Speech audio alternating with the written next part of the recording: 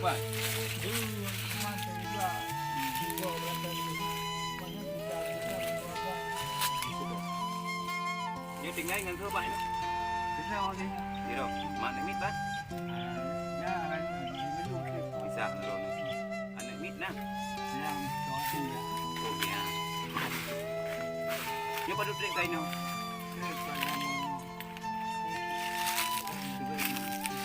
Selamanya nak bantuan suntikan dari pemerintah atau mana? Lagi-lagi PKH menumpuk harun.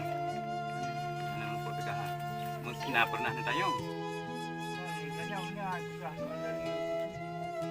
Inilah kondisi Pak Nurdin yang selama ini beliau dalam keadaan sakit, tinggal di tempat yang tidak layak ini. Ini bukan berarti beliau tidak diterima oleh anaknya atau dihasilkan, akan tetapi faktor ekonomi yang sangat luar biasa.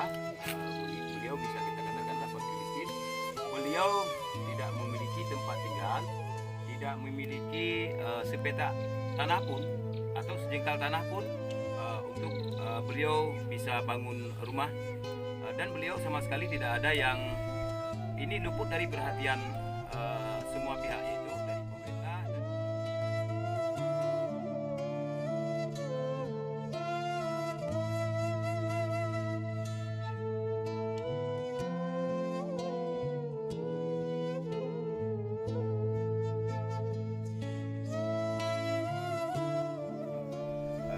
Nyo merupakan sembako dan juga dipasang tongkat yang lunjuk corona.